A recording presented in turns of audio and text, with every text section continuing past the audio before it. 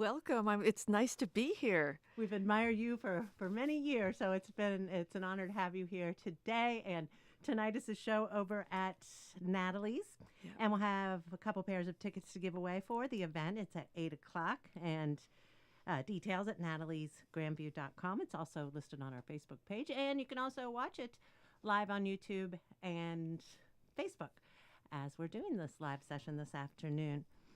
We'll get to know you a little bit better personally, but what's this first one you're going to do? So I'm going to do sort of one of my legacy tunes. It's a Joni Mitchell song, one of the first songs I ever learned to play. Oh, So you guys all know this. Ready?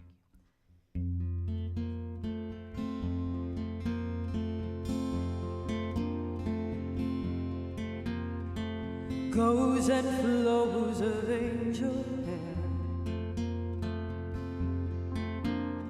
and ice cream castles in the air and feather canyons everywhere. I've looked at clouds that way, but now they only block the sun. They rain and snow on everyone. So many things I would have done, but clouds got in my way. I've looked at clouds from both sides now, from up and down, and still somehow it's clouds, illusions I recall. I really don't know clouds at all.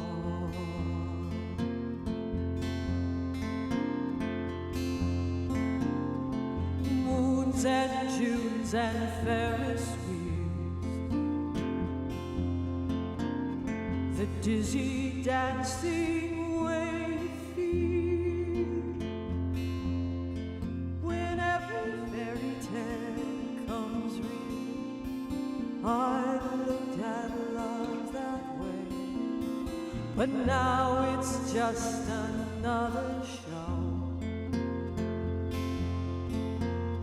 You leave 'em laughing when you go, and if you care, don't let them know. Don't give yourself away.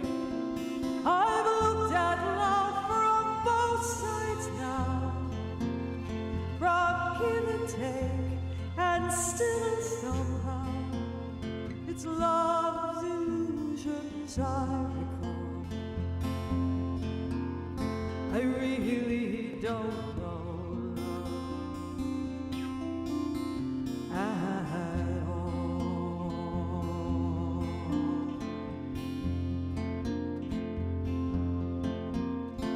Tears and fears and feeling proud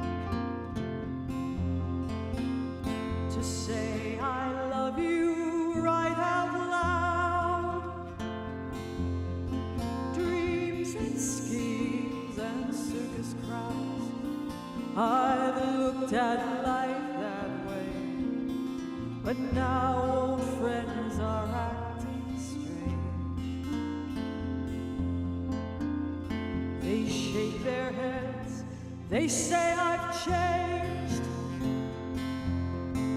Well, something's lost, but something's gained in living every day.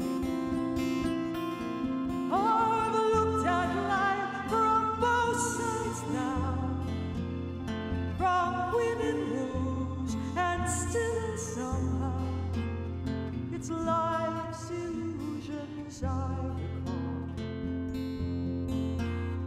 I really don't know right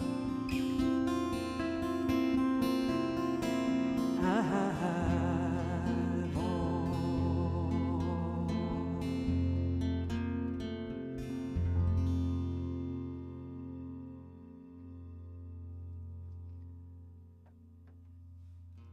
Well, that sure got me going.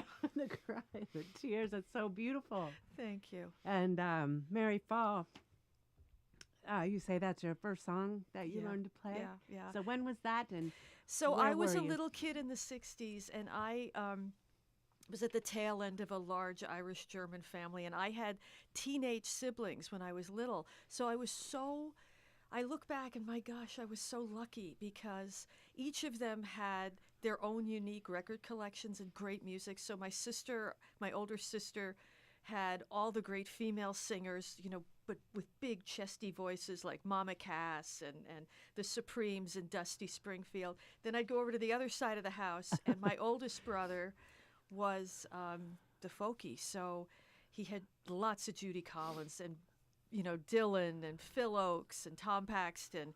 And I loved his record collection. And then my other brother was the prog guy, and he had Pink Floyd and Moody Blues and all of that kind of thing. So I was just immersed in all of that. And I think that's why I sing and play the way I do today.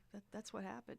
So how did you start to learn to play? I locked myself in the really nice bathroom upstairs that had the great acoustics. Even then, I loved reverb, and I'd just sort of record myself on a little reel-to-reel in there. And I learned to play guitar with the big Judy Collins songbook, and I learned Neil Young and Judy and Leonard Cohen, and those are the people I grew up playing. Yeah. And but that Both Sides Now is the first song I ever learned.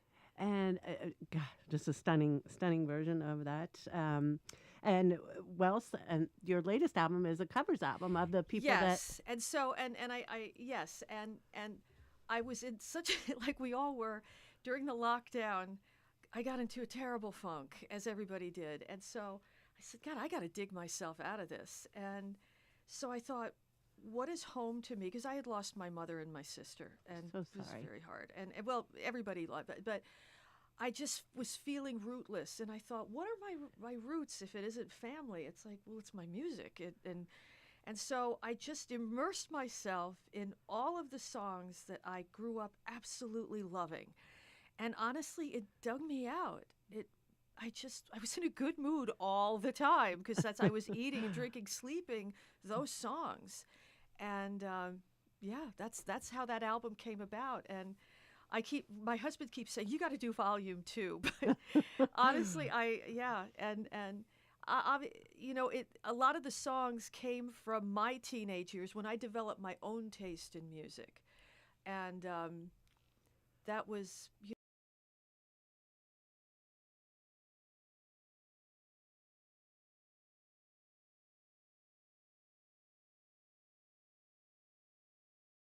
so Ah, all of that was on that Can't Get It Out of My Head record.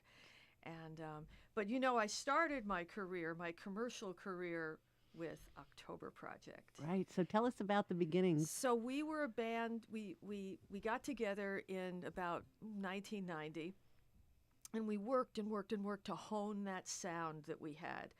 And it was a sound, I like to say we were sort of musically Peter Gabriel meets the Indigo Girls, kind of, or I used to say we were the thinking man's ABBA. So, but it was very soaring sound, very romantic music, and a lot of harmony, beautiful harmony.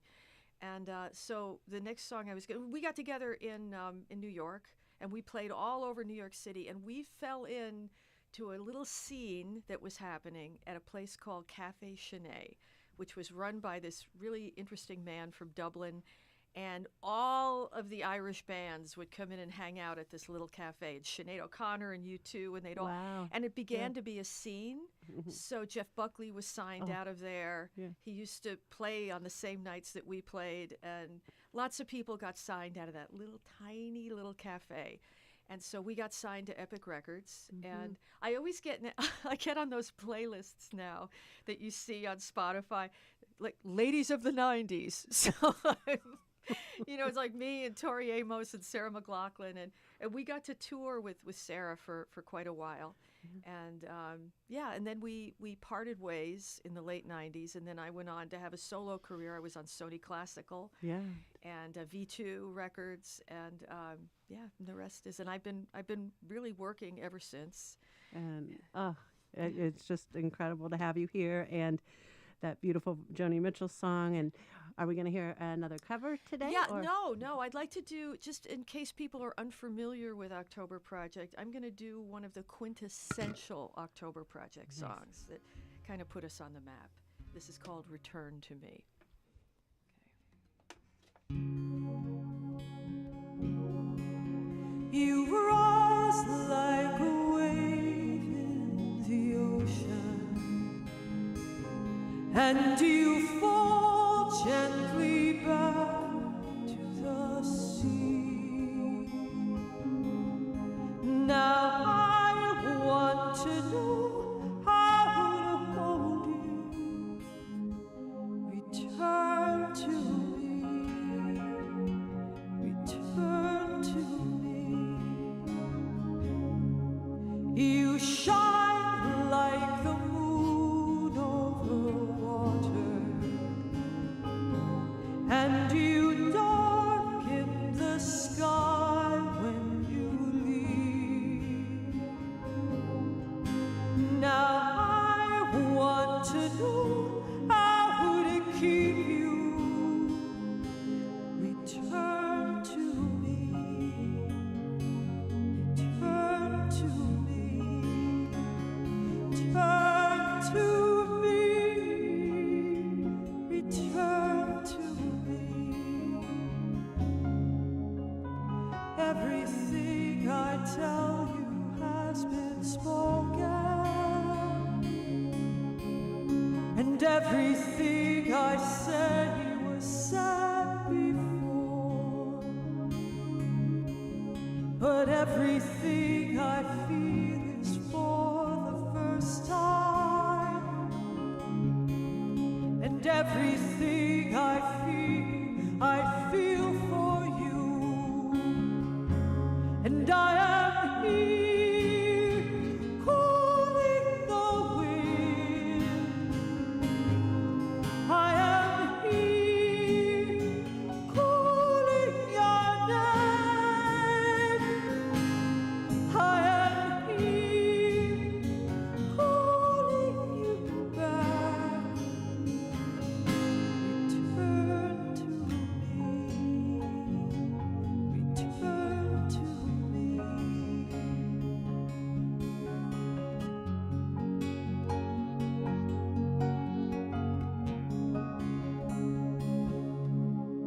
I know what it means to be lonely, and I know what it means to be free. Now I want to know how to love you. Return to me. Return to me. I am here, calling the wind. I am here, calling your name. I am here, calling you back. Return to me. Return to me.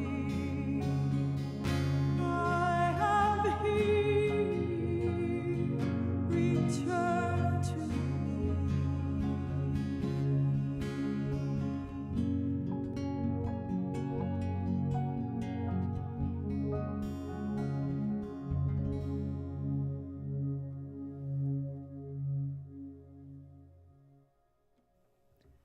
It's Mary Fahl joining us live from Studio A and live on Facebook and YouTube. Tonight's the show over at Natalie's, and that song "Return to Me" that you did with October Project, and Just so great to have her here today. And let's do our first pair of tickets to give away. Caller number 5 at 614-821-9223.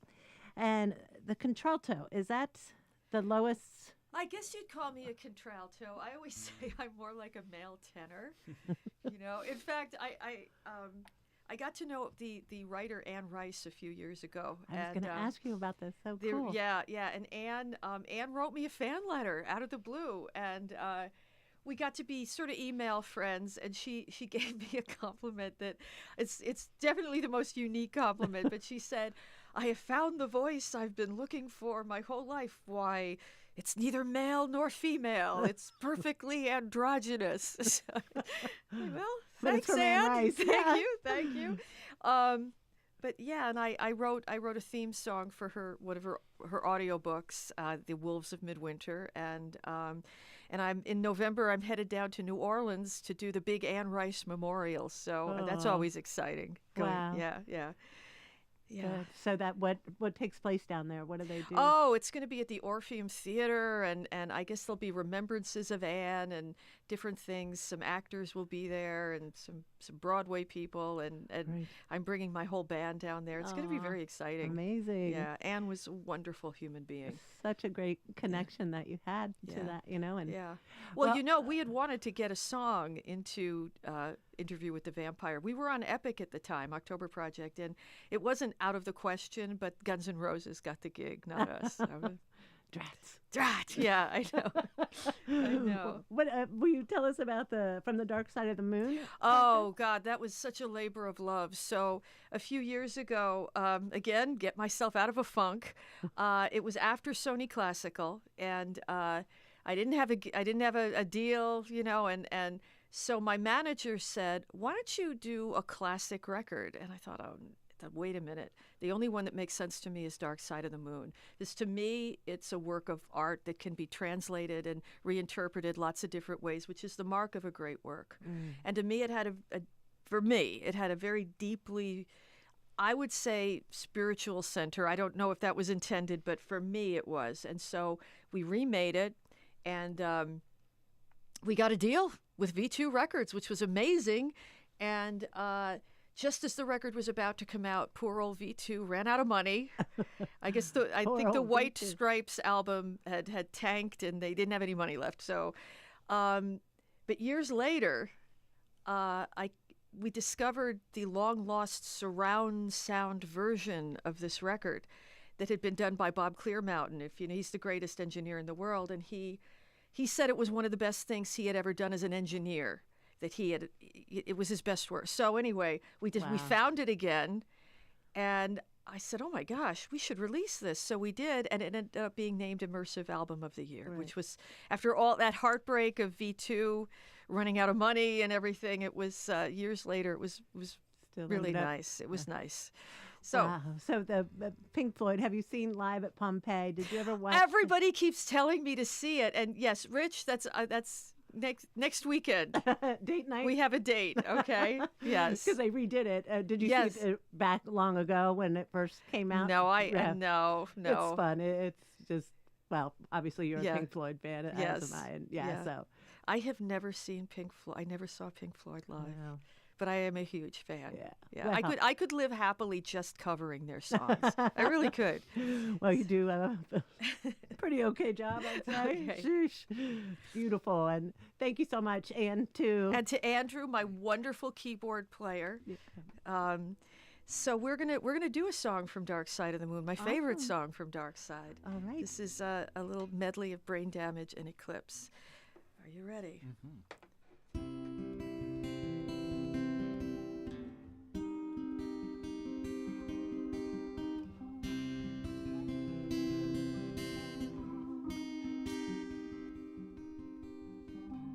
The lunatic is all grass. The lunatic is all grass. Remembering games and daisy chains and laughs. Got to keep the loonies on the path.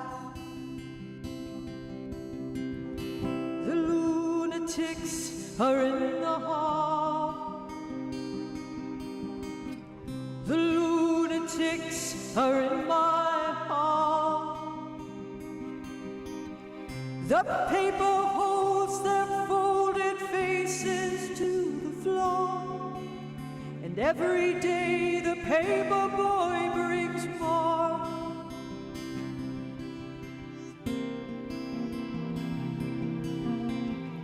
And if the dam breaks open many years too soon, and if there's no room on the hill,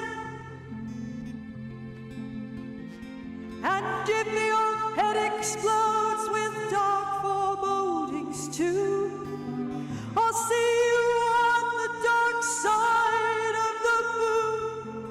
Oh.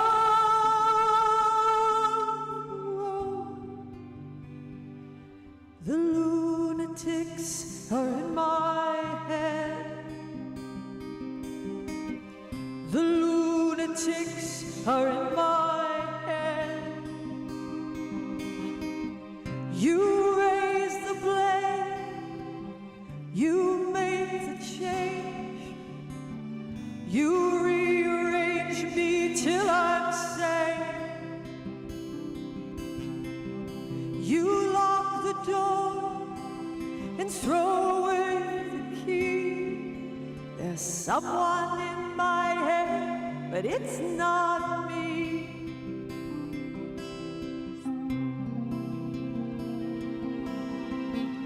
And if a cloud bursts thunder in your ear, you shout and no one seems to hear. And if the band you're in starts playing different tunes, I'll see